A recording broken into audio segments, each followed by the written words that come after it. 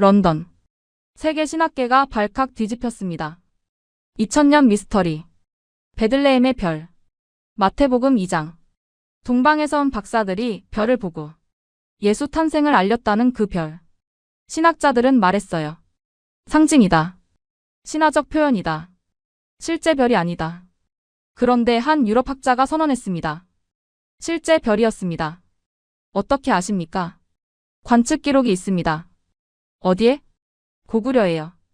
세계가 충격에 빠졌습니다. 고구려? 한국? 하지만 데이터는 명확했습니다. 별 이동 경로 일치율 99.8%. 관측 시각 오차 0.02도. 3일 연속 기록 완벽 매칭. 심지어 이동 속도까지. 같은 별을 봤다. 같은 시각에. 같은 하늘에서. 그는 한국의 밤하늘 아래서 무릎 꿇고 울었습니다. 동방 박사들이 본 별을 이민족도 보고 기록했습니다. 별은 상징이 아니라 동방의 과학이었습니다. 도대체 무슨 일이 있었던 걸까요? 지금부터 공개합니다. 본격적인 이야기를 시작하기 전에 구독과 좋아요 한 번씩 부탁드립니다. 이 영상을 어디서 보고 계신지 댓글로 남겨주세요. 안녕하세요. 저는 마이클 해리슨입니다. 60살, 옥스퍼드 대학교 천문신학과 교수였죠. 제 전공은 성경 속 천문 현상입니다. 특히 베들레헴의 별. 35년간 연구해 왔어요. 2024년 겨울. 옥스퍼드 제 연구실. 벽면에는 별자리 지도들이 걸려 있었습니다. 기원전 7년 목성 마이너스 토성 합. 기원전 5년 해성 궤도. 기원전 2년 금성 이동. 모두 제가 분석한 것들이었어요. 하지만 제 결론은 명확했습니다. 베들레헴의 별은 실제 별이 아니다. 책상 위에는 논문들. 35년 축적된 연구. 베들레헴의 별 신학적 상징 해석. 첫 페이지를 펼쳤습니다. 마태복음 2장의 별은 신학적 장치다. 메시아 탄생을 강조하기 위한 문학적 표현이며 실제 천문 현상으로 해석할 수 없다. 이게 제 확신이었어요. 똑똑똑. 문을 두드리는 소리. 들어와. 제 조교 에밀리가 들어왔습니다. 30대 초반의 연구원. 교수님, 세미나 준비되셨어요? 응, 오늘 주제가 뭐였지? 베들레헴의 별 재해석이요. 아, 맞아. 자료를 정리했습니다. 오후 3시. 학과 세미나. 교수 25명 앞에서 발표했어요. 베들레헴의 별, 35년 연구의 결론. 슬라이드를 넘겼습니다. 마태복음 2장을 보시죠. 동방에서 온 박사들이 별을 보고 예수를 찾아왔다고 합니다. 다음 슬라이드. 하지만 이 기록은 역사적 사실이 아닙니다. 신학적 상징이죠. 왜 그렇게 확신하십니까? 한 교수가 물었습니다. 첫째, 다른 복음서에는 이 기록이 없습니다. 마태복음만 언급해요. 둘째, 당시 로마나 중동의 천문 기록에 특별한 별이 없습니다. 셋째, 별이 움직여서 특정 집을 가리켰다는 건 천문학적으로 불가능합니다. 고개를 끄덕이는 교수들. 따라서 이 별은 비유입니다.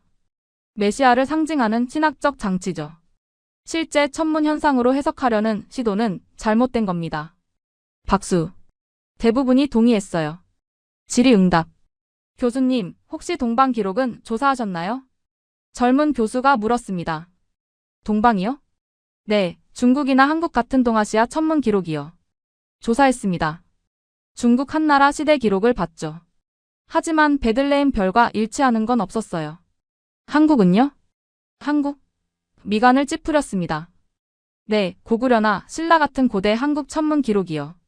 한국은 조사 대상이 아니었습니다. 왜요? 첫째, 거리가 너무 멉니다. 베들레헴에서 한국까지 8,000km가 넘어요. 둘째, 동방 박사는 페르시아나 바빌론 지역에서 왔을 가능성이 높습니다. 한국까지 갈 이유가 없죠. 셋째, 그리고 무엇보다 말을 멈췄습니다. 그건 신화적 장치입니다. 천문 기록일 수 없어요. 실제 별이 아니니까 동방 기록을 찾을 필요도 없는 겁니다. 침묵. 이해하셨습니까? 베들레헴의 별은 신학이지 천문학이 아닙니다. 세미나가 끝났습니다. 연구실로 돌아왔어요. 에밀리가 따라왔습니다. 교수님. 응? 정말 동방 기록은 안 보셔도 될까요? 에밀리, 35년 연구했어. 동방 기록은 없어. 중국도 봤고 페르시아도 봤어. 없다고. 하지만 한국은 더 없어. 너무 멀잖아. 그리고 한국 고대 기록은 신뢰성이 낮아. 왜요? 신화적 요소가 많아. 단군 신화 같은 걸 역사로 기록하는 나라야. 과학적 천문 기록이 있을 리 없어. 에밀리는 더 이상 말하지 않았습니다. 하지만 표정이 불편해 보였어요. 저녁. 집으로 돌아왔습니다. 서재에 앉았어요. 성경을 펼쳤습니다. 마태복음 2장. 동방으로부터 박사들이 예루살렘에 이르러 말하되 유대인의 왕으로 나신 이가 어디 계시냐. 우리가 동방에서 그의 별을 보고 그에게 경배하러 왔노라. 별을 보고 중얼거렸습니다. 하지만 이건 상징이야. 실제 별이 아니야. 메시아를 알리는 신학적 표현이지. 계속 읽었어요. 별이 앞서 가다가 악이 있는 곳 위에 머물러 서 있는지라. 별이 움직여서 집 위에 멈췄다. 천문학적으로 불가능해. 이건 분명 비유야. 확신했습니다. 35년 연구가 틀릴 리 없어. 베들레헴의 별은 신화야. 실제 천문 현상이 아니야. 노트에 적었습니다. 베들레헴의 별 마이너스 최종 결론. 1. 신학적 상징. 2. 문학적 장치. 3. 실제 별 아님. 4. 동방 기록 불필요. 펜을 내려놓았습니다. 이걸로 끝이야. 더 이상 조사할 것도 없어. 하지만 그때는 몰랐습니다. 한 통의 이메일이 제 확신을 완전히 뒤집을 줄은. 2주 후. 이메일 한 통. 발신자 박성우. 한국천문연구원. 제목 베들레헴의 별 관측 기록. 저는 미간을 찌푸렸습니다. 클릭했어요. 해리슨 교수님께. 저는 한국천문연구원의 박성우입니다. 고천문학을 연구하고 있습니다. 교수님의 베들레헴의 별 연구 논문을 흥미롭게 읽었습니다. 하지만 한 가지 제안이 있습니다. 고구려 천문 기록을 검토해 보시는 게 어떨까요? 기원 전후 시기의 별 이동 기록이 상세히 남아 있습니다. 혹시 관심 있으시면 자료를 보내드리겠습니다. 코웃음을 쳤습니다. 고구려? 한국 천문 기록? 에밀리를 불렀어요. 교수님? 이거 좀 봐. 이메일을 보여줬습니다. 에밀리가 읽었어요. 한국에서 왔네요. 응. 고구려 천문 기록이래. 관심 있으세요? 전혀. 이건 시간 낭비야. 왜요? 에밀리 고구려가 어딘지 알아? 한국 고대 왕국이죠? 맞아.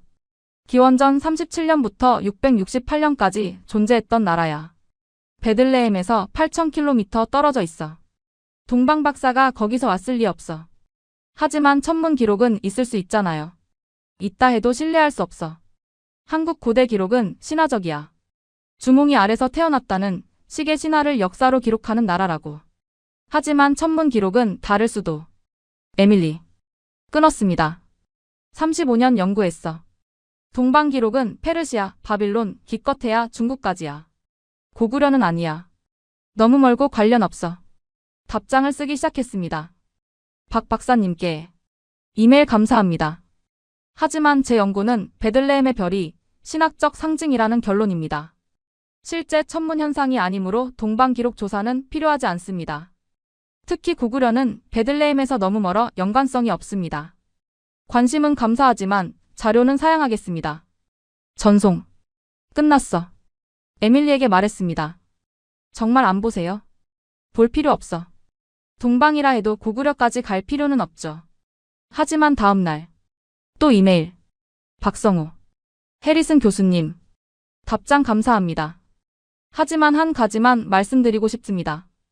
고구려 천문 기록은 매우 정밀합니다.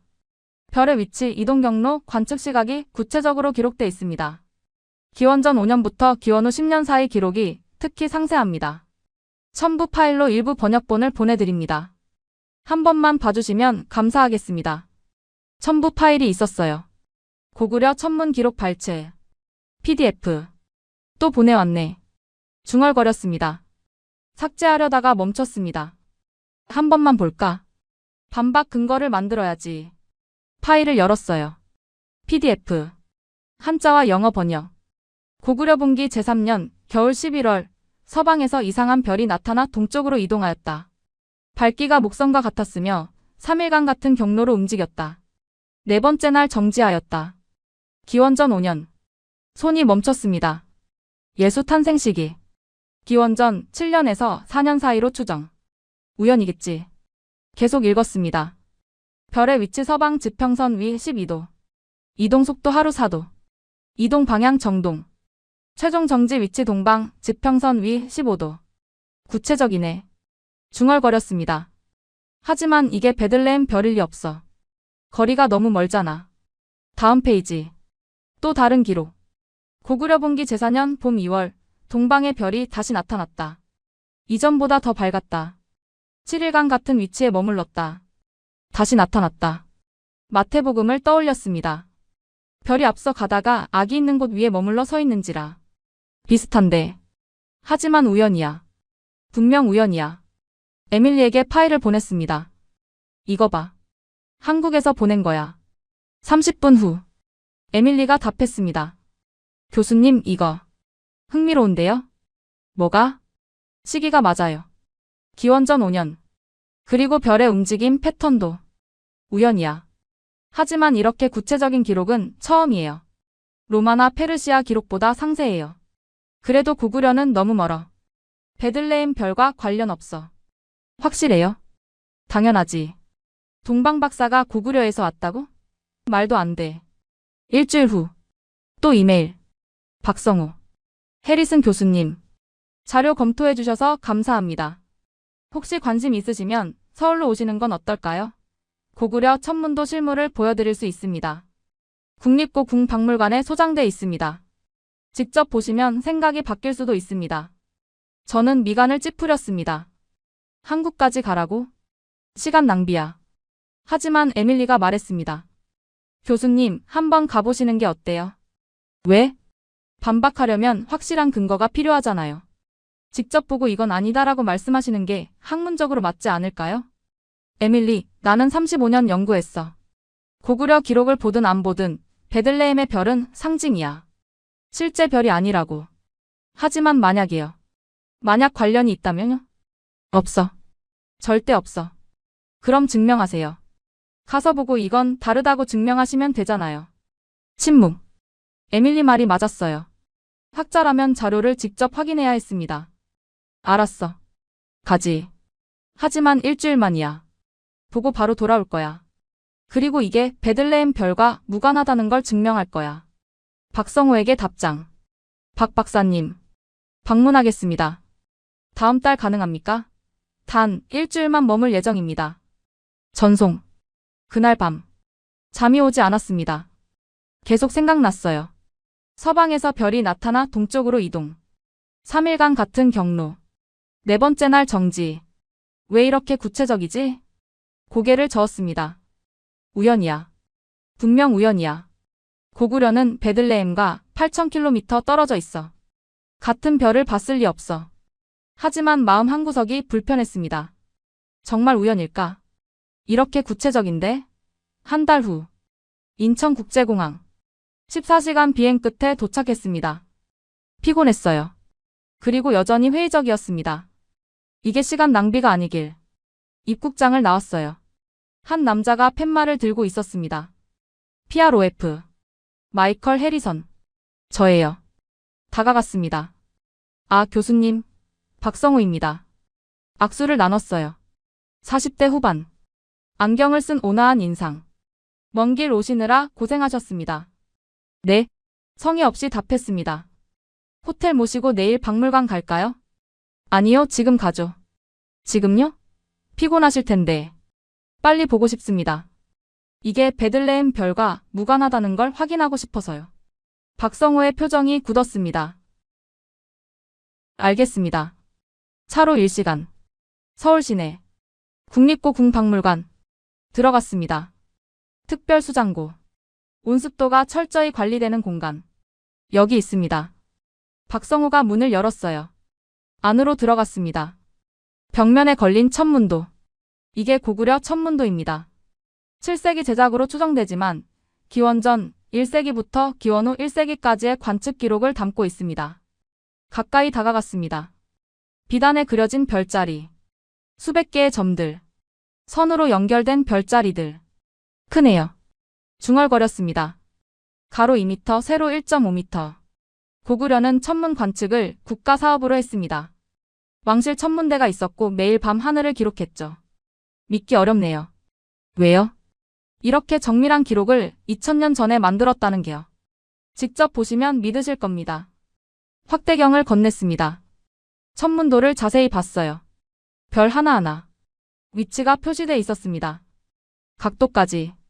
이 숫자는 뭐죠? 적경과 적이입니다. 별의 좌표죠. 2000년 전에 좌표 개념이 있었습니다. 고구려뿐 아니라 중국도 있었어요.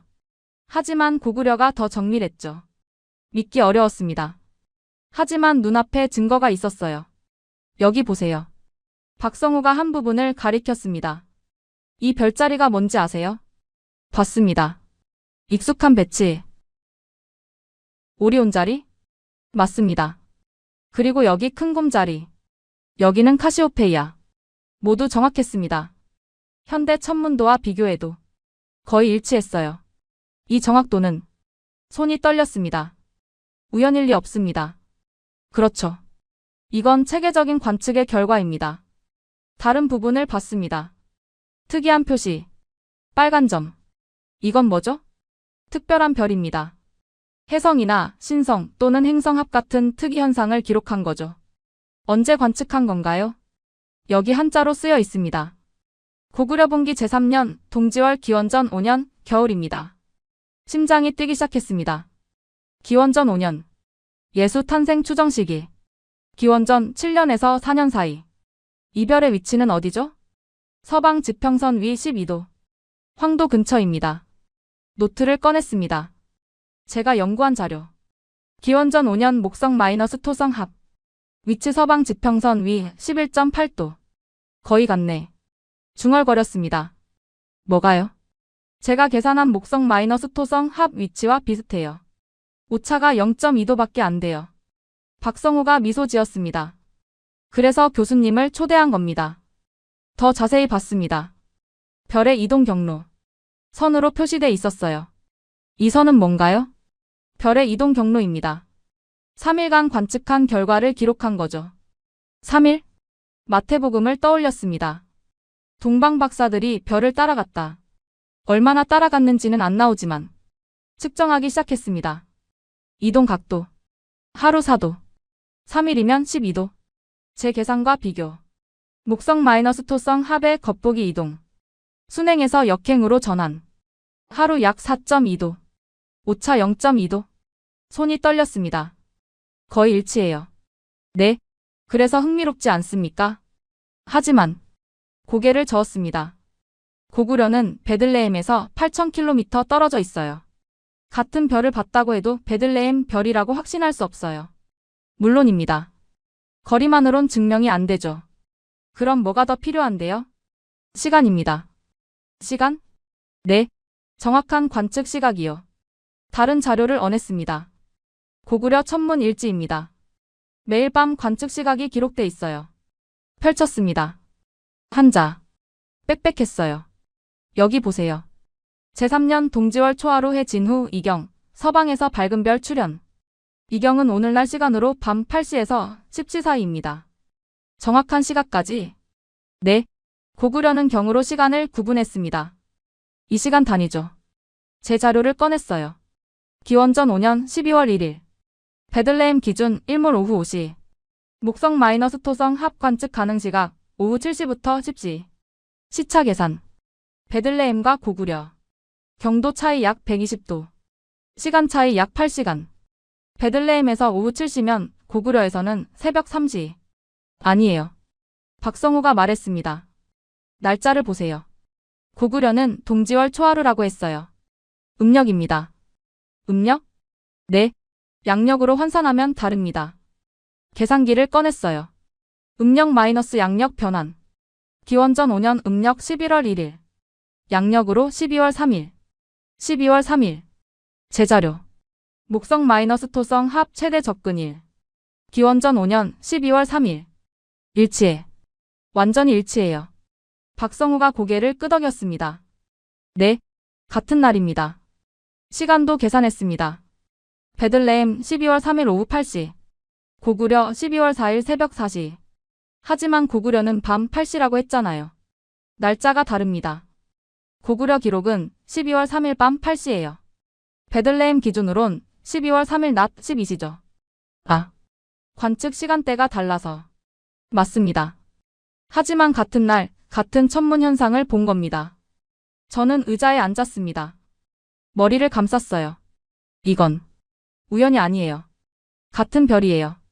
베들레헴에서 본 별과 고구려에서 본 별이 같아요. 박성호가 차를 건넸습니다. 교수님, 진정하세요. 마셨습니다. 하지만 손이 떨렸어요. 35년간 베들레헴의 별은 상징이라고 했어요. 실제 별이 아니라고. 신학적 장치라고. 하지만 틀렸어요. 완전히 틀렸어요. 실제 별이었어요.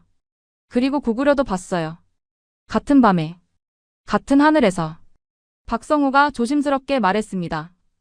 교수님, 아직 더 볼 게 있습니다. 더요? 네. 별의 정지 기록이요.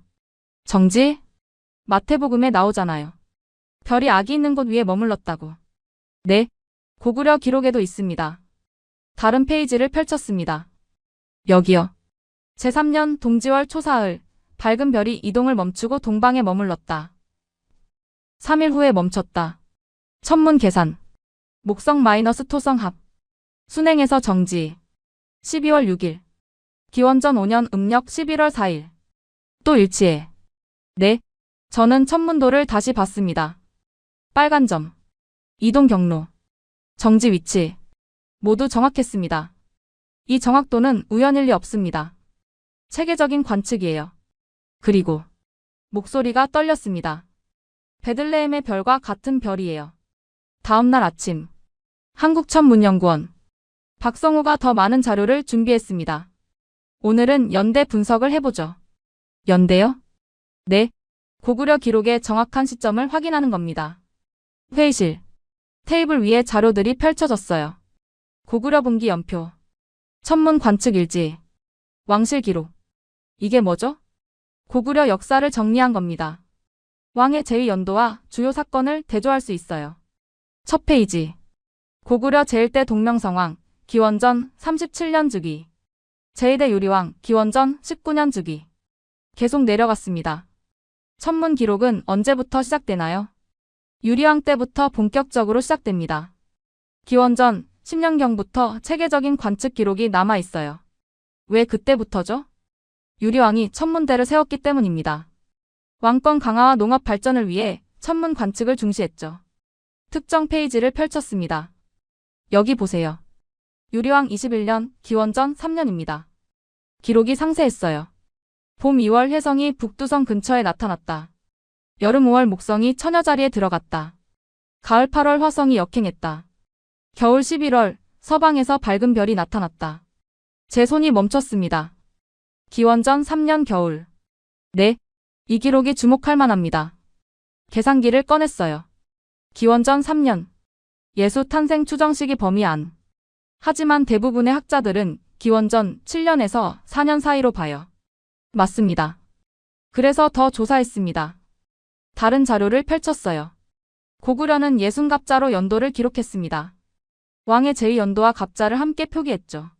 그게 왜 중요하죠? 교차 검증이 가능합니다. 다른 나라 기록과 대조할 수 있어요. 중국 한나라 기록을 꺼냈습니다. 한서 천문지입니다.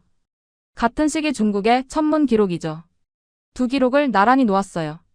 한나라 영시 원년, 기원전 5년, 겨울 11월, 태백성 금성과 세성 목성이 서방에서 합을 이루었다. 고구려 유리왕 19년, 겨울 11월, 서방에서 밝은 별이 나타났다. 같은 사건이네요. 네, 시기도 같고 위치도 같고 현상도 같습니다. 그럼 유리왕 19년이 정확히 언제죠? 기원전 5년입니다. 갑자 계산으로 확인됩니다. 노트에 적기 시작했습니다.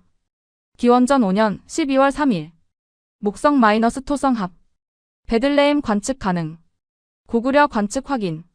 한나라 관측 확인. 박성호가 덧붙였습니다. 페르시아 기록도 있습니다. 페르시아요? 네. 바빌론 천문 일지에 같은 현상이 기록돼 있어요. 자료를 보여줬습니다. 바빌론 천문 일지 SE 306년.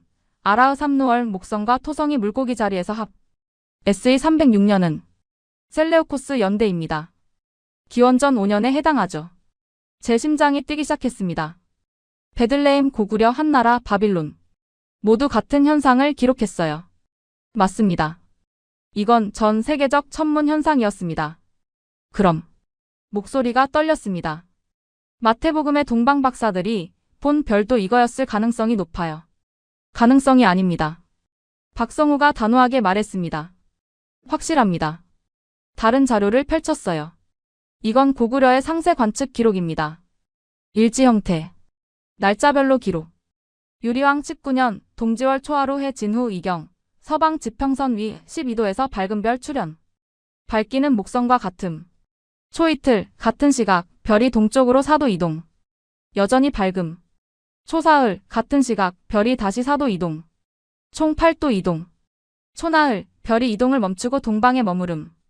위치는 지평선 위 15도. 초닷새부터 열흘까지 별이 같은 위치에 머무름. 열하루째 별이 서서히 어두워지기 시작. 15째 별이 보이지 않게 됨. 저는 숨을 멈췄습니다. 15일간 별을 관측했어요. 매일 밤 마태복음을 떠올렸습니다. 동방으로부터 박사들이 예루살렘에 이르러 우리가 동방에서 그의 별을 보고 별이 앞서 가다가 악이 있는 곳 위에 머물러 서 있는지라. 동방 박사들도 이 과정을 봤을 거예요. 별이 나타나고 이동하고 멈추는 걸. 네. 그리고 고구려도 똑같이 봤습니다. 시간 계산을 했습니다. 베들레헴에서 예루살렘까지 약 10km. 걸어서 3시간. 동방 박사들이 별을 따라간 시간은 며칠이었을까요? 마태복음은 구체적으로 안 나와요. 하지만 별이 이동한 기간을 보면 3일입니다. 박성우가 말했습니다. 고구려 기록에 3일간 이동했다고 나와요. 그리고 4일째 멈췄다. 네, 이 시점. 제 목소리가 떨렸습니다. 성경 기록과 완벽히 겹친다. 박성우가 지도를 펼쳤습니다. 이건 기원전 5년 12월의 별자리 지도입니다. 컴퓨터 시뮬레이션. 베들레헴 기준. 밤 8시. 서쪽 하늘. 목성과 토성. 물고기 자리에서 합. 여기 보세요. 별의 위치가 서남쪽입니다. 베들레헴에서 예루살렘은 북쪽인데. 아니요. 예수가 태어난 곳은 베들레헴이고 동방 박사들이 먼저 간 곳은 예루살렘이에요. 그 다음에 다시 남쪽 베들레헴으로 갔죠. 맞아. 별이 예루살렘에서 베들레헴으로 가는 방향을 가리켰다면 그 방향은 남남서입니다. 그리고 시뮬레이션을 돌렸어요. 날짜가 지나갔습니다. 12월 3일, 12월 4일, 12월 5일, 12월 6일. 별의 위치가 변했어요. 서쪽에서 남서쪽으로. 이 방향이 바로 예루살렘에서 베들레헴 방향입니다. 저는 화면을 응시했습니다. 별이 정말 베들레헴을 가리켰어. 네, 천문학적으로 맞습니다. 그럼 고구려는? 고구려에서도 같은 현상을 봤습니다. 방향은 다르지만 별의 이동 패턴은 동일했죠. 데이터를 정리하기 시작했습니다. 베들레헴의 별 vs 고구려 기록. 시기 기원전 5년 12월 일치. 날짜 12월 3일-6일 일치. 천문 현상 목성 토성 합 일치. 이동 기간 3일 일치. 정지 시점 4일째 일치. 관측 지속 약 15일 일치. 일치율. 계산했습니다. 99.8%. 손이 떨렸어요. 이건 우연이 절대 아니에요. 같은 별이에요. 완전히 같은 별. 박성우가 조용히 말했습니다. 교수님, 이제 믿으시나요? 베들레헴의 별이 실제 천문 현상이었다는 걸? 네. 고개를 끄덕였습니다. 믿어요. 35년간 틀렸어요. 베들레헴의 별은 상징이 아니었어요. 실제 별이었어요. 그리고 목소리가 떨렸습니다. 고구려도 봤어요. 같은 밤에, 같은 하늘에서. 이 시점 성경 기록과 완벽히 겹쳐요. 일주일 후, 저는 여전히 한국에 있었습니다. 일주일만 머물 계획이었지만 연장했어요. 더 확인해야 할 게 있었습니다. 한국천문연구원. 천체 투영실. 돔 형태의 방. 천장에 별들이 투영됐어요. 이게 뭐죠? 플라네타리움입니다. 과거 하늘을 재현할 수 있어요. 박성우가 컴퓨터를 조작했습니다. 날짜를 기원전 5년 12월 3일로 설정하겠습니다. 엔터. 천장의 별들이 움직였어요.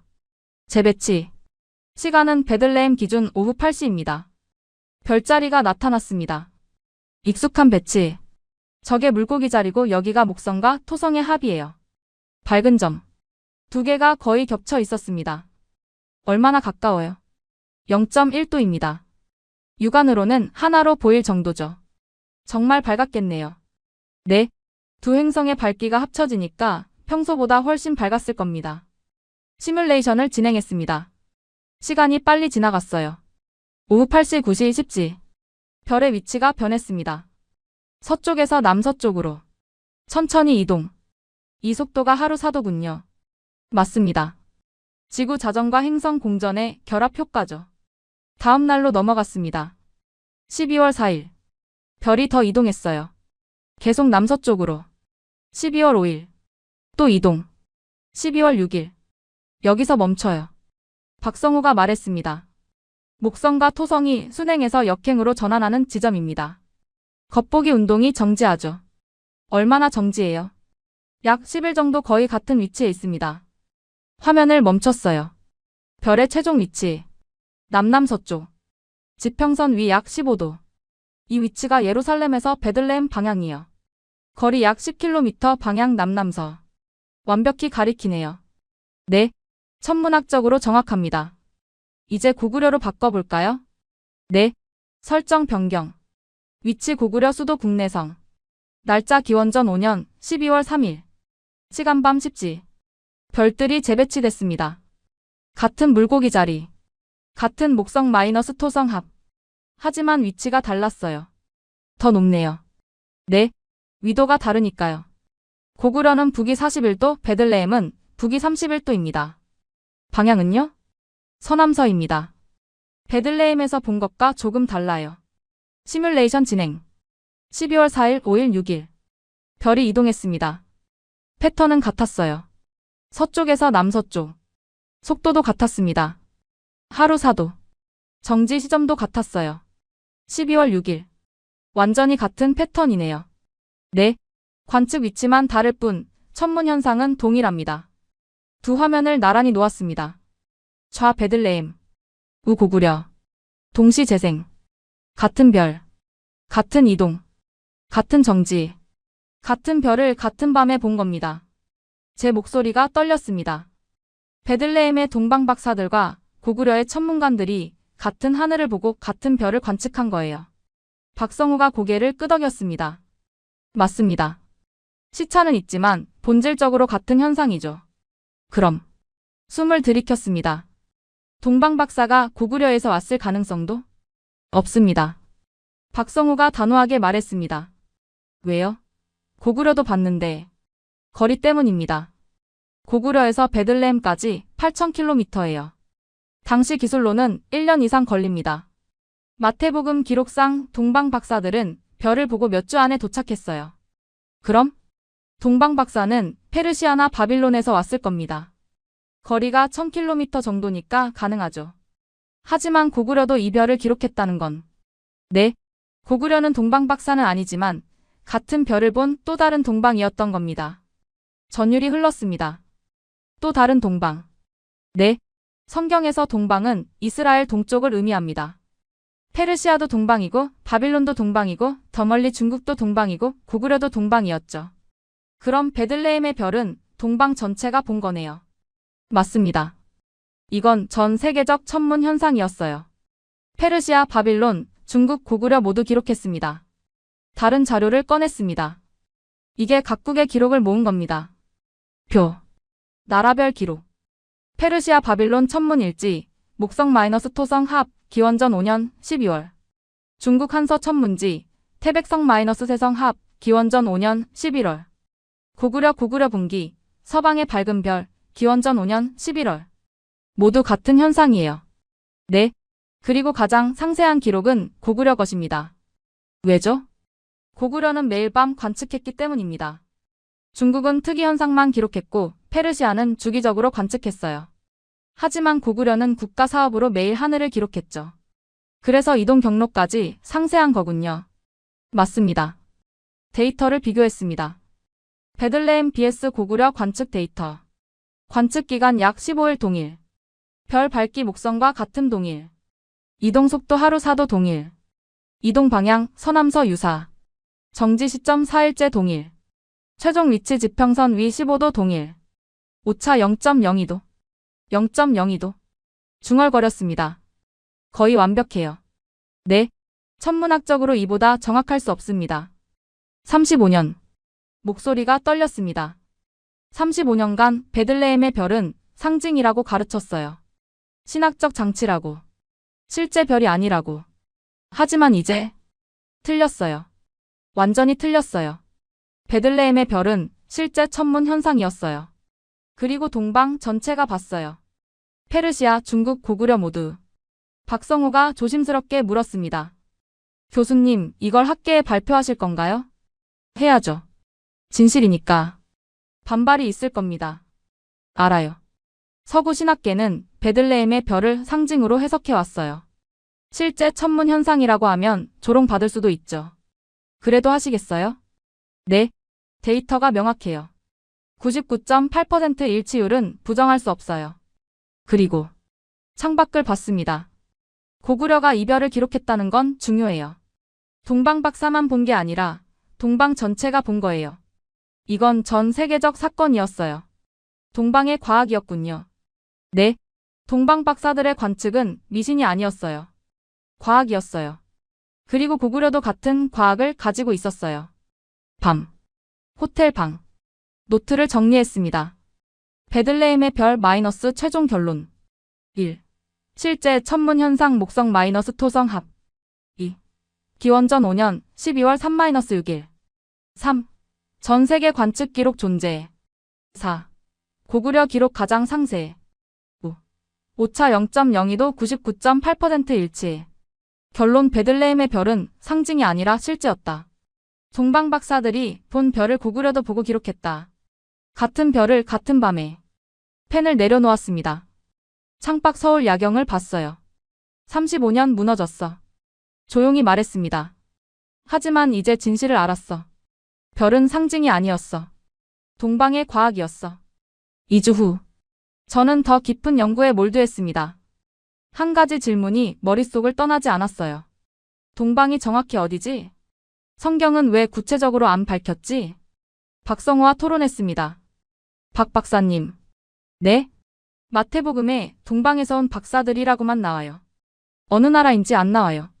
그게 궁금하셨군요. 네. 35년간 페르시아나 바빌론이라고 추정했어요. 하지만 확신은 없었죠.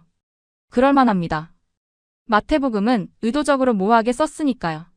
왜 그랬을까요? 신학적 이유입니다. 동방이라는 표현 자체가 상징이었어요. 상징이요? 네. 이스라엘에서 동쪽은 특별한 의미였습니다. 에덴 동산이 동쪽에 있었고 태양이 동쪽에서 뜨고 희망과 새로운 시작을 상징했죠. 그래서 구체적인 나라 이름을 안 쓴 거군요. 맞습니다. 중요한 건 어느 나라가 아니라 동쪽에서 왔다는 사실 자체였죠. 생각에 잠겼습니다. 하지만 이제 우리는 알아요. 동방이 어디였는지. 페르시아나 바빌론이죠. 그것만이 아니에요. 중국도 고구려도 동방이었어요. 베들레헴에서 동쪽에 있는 모든 곳이 동방이었죠. 박성우가 고개를 끄덕였습니다. 그렇죠. 동방은 특정 나라가 아니라 방향이었습니다. 아니, 제가 말했습니다. 방향만도 아니에요. 그럼요? 좌표예요. 좌표요? 네, 천문학적 좌표. 별을 관측할 수 있었던 모든 동쪽 지역이 동방이었어요. 전율이 흘렀습니다. 동방은 개념이 아니라 좌표였군요. 박성호의 눈이 커졌습니다. 좌표. 네. 베들레헴의 별을 관측할 수 있었던 동경 30도에서 동경 130도까지 모든 지역이 동방이었어요. 지도를 펼쳤습니다. 세계 지도. 선을 그었어요. 베들레헴 기준 동쪽. 동경 35도 바빌론. 동경 50도 페르시아. 동경 110도 중국. 동경 125도 고구려. 이 모든 지역이 동방이에요. 그리고 모두 베들레헴의 별을 봤어요. 하지만 동방 박사는 실제로 베들레헴에 온 사람들이죠. 거리상 페르시아나 바빌론에서 왔을 겁니다. 하지만 별을 본 건 그들만이 아니었어요. 중국과 고구려도. 네. 그들도 동방이었고 같은 별을 봤어요. 오지는 않았지만 기록은 남겼죠. 다른 자료를 꺼냈습니다. 이게 뭐죠? 동방박사의 정체에 대한 연구입니다. 제가 35년간 조사한 거예요. 펼쳤습니다. 동방박사 마이너스 가능한 정체. 1. 페르시아 조로아스터교 사제 마기. 2. 바빌론 천문학자 칼데아인. 3. 아라비아 점성술사. 모두 천문학을 연구하던 사람들이에요. 별을 읽을 수 있었죠. 고구려도 그랬어요. 박성호가 말했습니다. 고구려에도 천문관이 있었습니다. 국가천문대에서 일하던 관료들이죠. 왕에게 하늘의 뜻을 해석해주는 사람들이었어요. 페르시아 마기와 같은 역할이네요. 네. 동서양 모두 천문학자들이 있었고 모두 하늘을 읽었습니다. 그럼 동방박사의 박사는? 현자, 지혜로운 자라는 뜻입니다. 그리스어로 마고예메이즈와이, 페르시아어로 마기메이자이죠. 고구려에서는 뭐라고 불렀나요? 천문박사 또는 일관이라고 불렀습니다. 같은 역할이네요. 자료를 비교했습니다. 페르시아 마기 vs 고구려 천문박사. 역할 천문 관측 및 해석 동일. 지휘 왕실 고위 관료 동일. 지식 별자리 행성 이동 동일. 목정 왕에게 하늘의 뜻 보고 동일. 차이점 거리 페르시아 가까움 고구려 멀음. 만약. 조심스럽게 말했습니다. 만약 고구려가 더 가까웠다면 고구려 천문박사들도 베들레헴에 왔을 수 있었을까요? 박성호가 잠시 생각했습니다. 가능성은 있습니다. 고구려 천문박사들도 이별의 의미를 해석했을 테니까요. 어떻게 해석했을까요? 기록이 있습니다. 다른 자료를 펼쳤어요. 고구려 본기 주석입니다. 후대 학자들이 쓴 해석이죠. 읽기 시작했습니다. 유리왕 19년 겨울 서방의 밝은 별은 왕자의 탄생을 알리는 길조였다. 천문박사들은 이를 하늘의 뜻이라 해석하고 서방에 큰 인물이 태어났다고 보고했다. 제 손이 떨렸습니다. 왕자의 탄생. 큰 인물. 예수 그리스도와 같은 해석이에요. 네. 동서양 모두 같은 별을 보고 같은 의미로 해석했습니다. 하지만 고구려는 가지 않았어요. 거리 때문이죠. 8,000km는 당시 기술로 불가능했습니다. 그래도 기록은 남겼어요. 네. 그게 중요합니다. 일어섰습니다. 창밖을 봤어요. 서울 하늘. 동방. 중얼거렸습니다. 35년간 동방을 페르시아나 바빌론으로만 생각했어요. 좁게 봤죠. 하지만 이제 동방은 훨씬 넓었어요. 베들레헴 동쪽 모든 곳. 페르시아, 바빌론, 중국, 고구려 모두 동방이었어요. 그리고 모두 별을 봤어요. 동방은 개념이 아니라 좌표였다. 박성호가 제 말을 반복했습니다. 좋은 표현이네요. 네. 성경은 의도적으로 모호하게 썼지만 사실 동방은 구체적인 지리적 영역이었어요. 천문학적으로 관측 가능한 모든 동쪽 지역. 노트에 적었습니다. 동방의 재정의. 기존 해석 페르시아 또는 바빌론, 신학적 상징. 새로운 해석 동경, 30-130도 전 지역, 천문학적 좌표. 포함 지역 바빌론, 페르시아, 아라비아, 중국, 고구려. 관측 기록 모든 지역의 존재. 의미 베들레헴의 별은 동방 전체의 사건. 그럼 동방 박사는? 박성호가 물었습니다. 동방에서 실제로 온 대표자들이죠. 페르시아나 바빌론에서. 하지만 그들만 본 게 아니었어요. 동방 전체가 봤어요. 중국도 고구려도. 그들도 동방 박사였다. 아니요. 그들은 오지 않았으니까 박사는 아니에요. 하지만 같은 별을 본 동방의 천문학자들이었죠. 동방의 증인들. 맞아요. 동방 박사들의 증언을 뒷받침하는 증인들. 페르시아에서 온 박사들이 우리가 동방에서 별을 봤다고 했을 때 정말 동방 전체가 그 별을 봤던 거예요. 전율이 흘렀습니다. 이건 전 세계적 사건이었어요. 베들레헴에서만 일어난 게 아니라 하늘 전체에서 일어난 거예요. 그래서 동방 모두가 기록한 거죠. 저녁. 호텔 방. 성경을 펼쳤습니다. 마태복음 2장. 동방으로부터 박사들이 예루살렘에 이르러 말하되 유대인의 왕으로 나신 이가 어디 계시냐. 우리가 동방에서 그의 별을 보고 그에게 경배하러 왔노라. 우리가 동방에서 그의 별을 보고. 눈물이 났습니다. 35년간 이 구절을 상징으로만 읽었어요. 하지만 이제 알아요. 사실이었어요. 동방에서 정말 별을 봤어요. 페르시아에서도, 바빌론에서도, 중국에서도, 고구려에서도 모두 봤어요. 노트의 마지막 문장을 썼습니다. 동방은 개념이 아니라 좌표였다. 신학적 상징이 아니라 지리적 현실이었다. 베들레헴의 별은 동방 전체가 목격한 천문 현상이었다. 3개월 후 예루살렘 국제성서신학학회 5년마다 열리는 대규모 학회 신개국 600명 참석. 저는 기조연설자로 초청받았습니다. 베들레헴의 별 35년 연구의 전환. 발표 전날 밤. 호텔 방. 긴장됐습니다. 평생 가장 중요한 발표. 기존 통설을 완전히 뒤집는 내용. 받아들여질까? 아니면 조롱받을까? 노트북을 열었습니다. 발표 자료. 마지막 점검. 모든 데이터. 모든 증거. 완벽했습니다. 마지막 슬라이드. 결론. 베들레헴의 별은 실제 천문 현상이었다. 그 증거는 고구려에 남아있다. 손이 떨렸습니다. 이 문장이 학계를 뒤흔들 거야. 다음 날. 학회장. 600명의 청중. 긴장됐습니다. 무대로 올라갔어요. 마이크 앞. 샬롬. 마이클 해리슨입니다. 오늘 35년 연구를 뒤집는 발표를 하겠습니다. 술렁거림. 첫 슬라이드. 마태복음 2장. 동방으로부터 박사들이 예루살렘에 이르러 우리가 동방에서 그의 별을 보고. 이 구절을 어떻게 해석하셨습니까? 35년간 저는 이렇게 가르쳤습니다. 이것은 신학적 상징이다. 실제 별이 아니다. 메시아 탄생을 강조하기 위한 문학적 장치다. 다음 슬라이드. 하지만 틀렸습니다. 완전히 틀렸습니다. 웅성거림. 베들레헴의 별은 실제 천문 현상이었습니다. 그리고 증거가 있습니다. 다음 슬라이드. 고구려 천문도. 이것은 고구려 천문도입니다. 7세기 제작, 기원전 1세기부터 기원 후 1세기까지의 관측 기록을 담고 있습니다. 확대 이미지. 빨간 점. 이동 경로. 여기 보십시오. 기원전 5년 겨울, 서방에서 나타난 밝은 별. 3일간 동쪽으로 이동. 4일째 정지. 약 15일간 관측.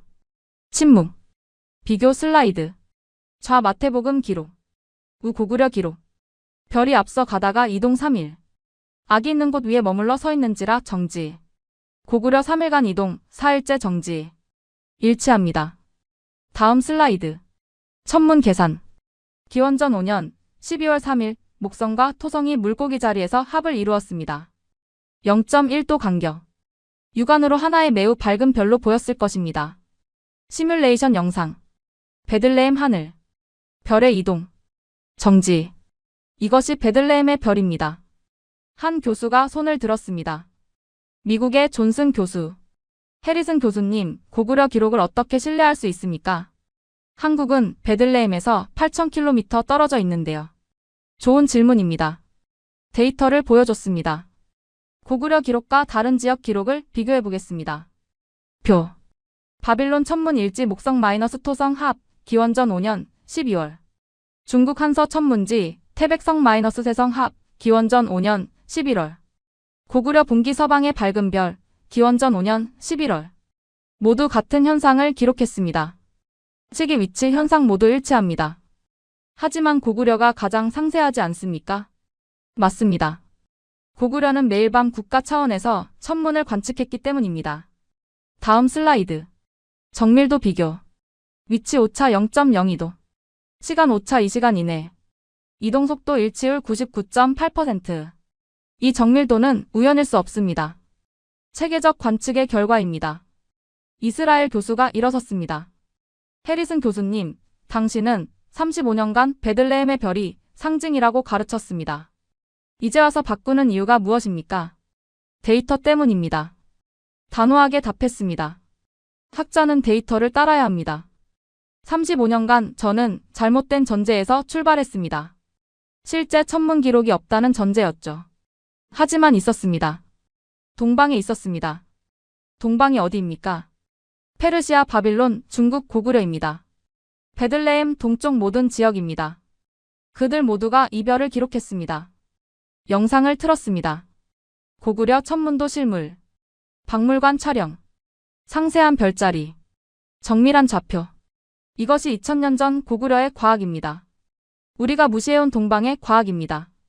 박수가 나오기 시작했습니다. 젊은 학자들, 일부 교수들. 베들레헴의 별은 상징이 아니었습니다. 실제 천문 현상이었습니다. 목성과 토성의 합이었죠. 그리고 이 현상을 동방 전체가 관측하고 기록했습니다. 더 많은 박수. 동방 박사들이 우리가 동방에서 그의 별을 보았다고 말했을 때 그것은 사실이었습니다. 정말로 동방에서 별을 봤습니다. 페르시아에서도, 바빌론에서도, 중국에서도, 고구려에서도. 기립박수. 절반이 일어섰어요.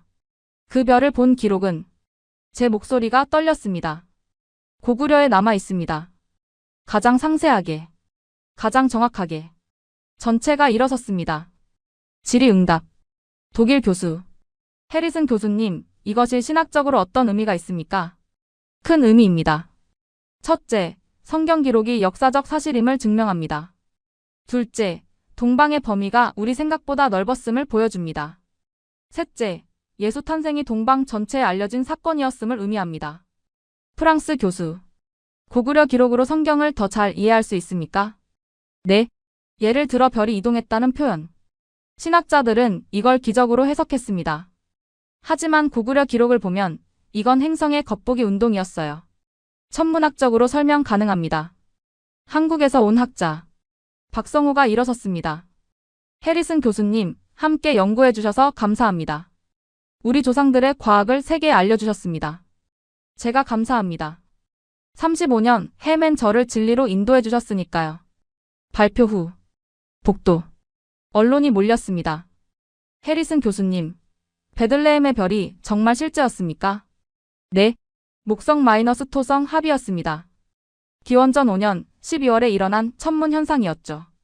고구려가 정말 이걸 봤습니까? 네. 그리고 가장 상세하게 기록했습니다. 왜 지금까지 몰랐습니까? 서구 중심 시각 때문입니다. 우리는 동방을 페르시아 정도로만 생각했어요. 고구려까지 시야에 없었죠. 하지만 틀렸습니다. 동방은 훨씬 넓었고 고구려도 동방이었습니다. 35년 연구를 뒤집는 게 어렵지 않았습니까? 어려웠습니다. 하지만 학자는 진실을 따라야 합니다. 데이터가 명확하면 인정해야 하죠. 고구려 기록은 부정할 수 없는 증거였습니다. 그날 밤, 박성호와 저녁 식사. 교수님, 훌륭한 발표였습니다. 감사합니다.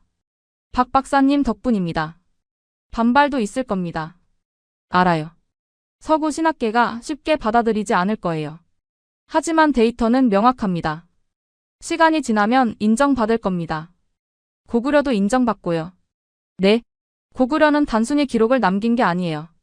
동방의 과학을 보여준 겁니다. 체계적 관측, 정밀한 기록, 과학적 해석. 모두 최고 수준이었어요. 감사합니다. 제가 감사하죠. 35년 오만을 깨뜨려 주셨으니까요. 6개월 후. 겨울. 다시 한국. 경주. 저는 혼자 왔습니다. 이번엔 발표도 연구도 아니었어요. 감사를 전하러. 밤 10시. 첨성대. 신라시대 천문대. 7세기에 지어진 돌탑. 혼자 앞에 섰습니다. 하늘을 올려다봤어요. 맑았습니다. 별들이 가득. 아름답다. 중얼거렸습니다. 목성, 토성, 오리온 자리. 모두 선명했어요. 2000년 전에도 이 하늘을 봤겠지. 고구려 천문관들이, 신라 사람들이 눈을 감았습니다. 상상했어요. 기원전 5년 겨울. 같은 하늘. 서쪽의 밝은 별. 천문관들이 관측하고 기록하고 서방에 큰 인물이 태어났다. 보고하는 모습. 눈물이 났습니다.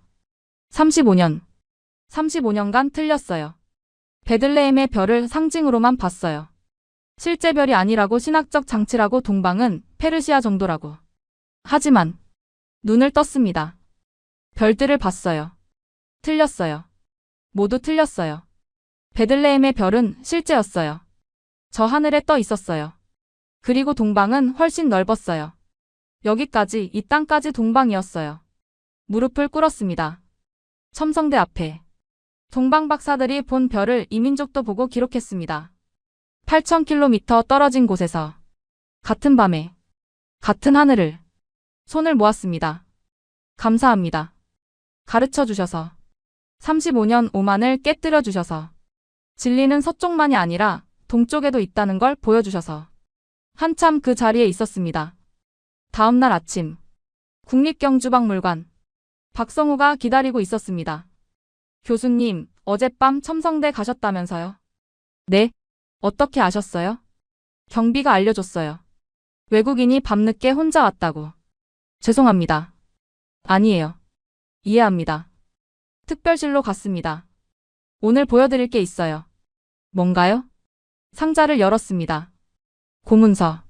이게 뭐죠? 고구려 천문일지 원본 사본입니다. 최근에 발견됐어요. 조심스럽게 펼쳤습니다. 한자. 빽빽했어요. 여기 보세요. 한 부분을 가리켰습니다. 유리왕 19년 동지월 초나흘 천문박사 을두지가 아래기를 서방의 밝은 별은 성인의 탄생을 알리는 것입니다. 하늘이 서쪽 땅에 큰 왕을 내리신 것입니다. 제 손이 떨렸습니다. 성인의 탄생. 큰 왕. 네. 천문 박사들이 이 별을 해석한 기록입니다. 동방 박사들과 같은 해석이에요. 맞습니다. 같은 별을 보고 같은 의미를 읽었습니다. 하지만 고구려는 가지 않았어요.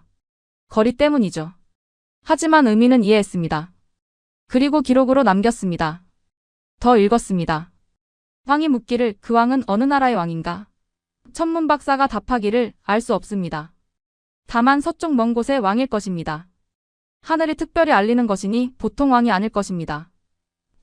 눈물이 흘렀습니다. 특별한 왕. 보통 왕이 아닐 것. 메시아를 말하는 거잖아요.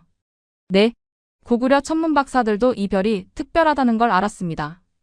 의자에 앉았습니다. 믿을 수 없어요. 고구려가 예수 탄생의 의미까지 이해했다니. 직접 이해했다기보다 별의 특이함을 해석한 거죠. 매우 밝고 이동하고 정지하는 별. 보통 천문 현상이 아니었으니까요. 그래도 성인의 탄생 큰 왕. 같은 표현을 썼어요. 하늘의 언어는 하나였던 것 같습니다. 오후 서울로 돌아왔습니다. 한국천문연구원 마지막 방문. 교수님, 내일 출국이시죠? 네. 이제 돌아가야죠. 많은 걸 가져가시네요. 네. 35년 연구보다 더 많은 걸 배웠어요. 연구원 옥상. 망원경이 있었어요. 한번 보시겠어요? 네. 망원경을 들여다봤습니다. 목성. 선명했어요. 줄무늬까지 보였습니다. 저 별을 2000년 전에도 봤겠죠. 고구려 천문관들이, 동방 박사들이. 네. 같은 별을 토성으로 옮겼습니다. 고리가 보였어요. 아름다웠습니다. 기원전 5년에는 저 두 별이 붙어 있었어요. 육안으로 하나처럼 보일 만큼. 베들레헴의 별. 네. 망원경에서 눈을 뗐습니다. 밤하늘을 봤어요. 별은 상징이 아니었어요. 실제였어요. 저기 떠 있었어요. 동방 박사들이 봤고 고구려가 봤고 중국이 봤고 페르시아가 봤어요. 모두 같은 별을. 동방의 과학이었습니다. 네. 우리는 동방을 미신으로 봤어요. 점성술로 폄하했죠. 하지만 틀렸어요. 동방은 과학을 가지고 있었어요. 체계적 관측, 정밀한 기록, 과학적 해석. 모두 있었어요. 고구려가 그걸 증명했습니다. 네. 고구려는 동방 과학의 정점이었어요. 가장 상세하고 가장 정확한 기록. 0.02도 오차. 이건 현대 천문학 수준이에요. 다음 날. 인천공항. 출국장. 박성우가 배웅 나왔습니다. 교수님, 다시 오실 거죠? 네. 꼭 다시 올게요. 더 연구할 게 많아요. 공동 연구를 계속하시겠어요? 물론입니다. 베들레헴의 별 연구는 이제 시작이에요. 고구려 기록을 더 분석하고 다른 동방 기록들과 비교하고 신학적 의미를 재해석하고 할 일이 산더미예요. 기대됩니다. 저도요. 그리고 감사합니다. 천만에요. 아니요. 진심으로 감사해요. 35년 오만을 깨뜨려 주셨어요. 서구 중심 시각, 동방 경시, 신학적 편견 모두 무너뜨렸어요. 교수님이 열린 마음을 가지셨기 때문입니다. 처음엔 아니었어요. 비웃었죠. 고구려? 한국? 하면서 하지만 데이터를 보고 인정할 수밖에 없었어요. 학자의 자세입니다. 고구려도 그랬을 거예요. 열린 마음으로 하늘을 봤겠죠. 편견 없이. 그래서 이렇게 정확한 기록을 남긴 거예요. 탑승 시간. 가봐야겠어요. 안녕히 가세요. 악수를 나눴습니다. 다시 올게요. 꼭. 비행기 안. 창밖을 봤습니다. 서울이 멀어졌어요. 노트북을 열었습니다. 마지막 논문. 베들레헴의 별과 동방의 과학 고구려 천문 기록을 중심으로 마지막 문장을 썼습니다. 결론. 베들레헴의 별은 실제 천문 현상이었다. 기원전 5년 12월 3일 목성과 토성의 합이 물고기 자리에서 일어났다. 이 현상을 동방 전체가 관측하고 기록했다. 그중 가장 상세하고 정확한 기록은 고구려에 남아있다. 동방 박사들이 우리가 동방에서 그의 별을 보았다고 말했을 때 그것은 사실이었다. 페르시아에서, 바빌론에서, 중국에서, 그리고 고구려에서 그 별을 보았다. 별은 상징이 아니었다. 동방의 과학이었다. 체계적 관측, 정밀한 기록, 과학적 해석의 결과였다. 우리는 35년간 틀렸다. 동방을 과소평가했고 성경을 과도하게 영성화했다. 하지만 이제 안다. 동방 박사들이 본 별을 이민족도 보고 기록했다. 그 기록이 2000년을 넘어 우리에게 진리를 가르쳐준다. 베들레헴의 별은 서쪽만의 이야기가 아니었다. 동방 전체의 이야기였다. 저장. 창밖을 봤어요. 구름 위 하늘. 별은 보이지 않았지만 있다는 걸 알았어요. 감사합니다, 고구려. 별을 기록해줘서. 진리를 지켜줘서. 그리고 35년 헤맨 저를 진리로 인도해줘서. 눈을 감았습니다. 동방 박사들이 본 별을 이민족도 보고 기록했습니다. 별은 상징이 아니라 동방의 과학이었습니다. 오늘 이 영상이 여러분께 깊은 울림을 전했기를 바랍니다. 2000년 전 베들레헴의 별이 고구려 하늘에서도 관측되고 기록되었다는 놀라운 이야기를 함께 나눴습니다. 이 영상이 전하는 메시지에 공감하셨다면 소중한 응원과 함께 여러분의 생각을 댓글로 남겨주세요. 구독과 좋아요는 다음 영상 제작에 큰 도움이 됩니다. 감사합니다.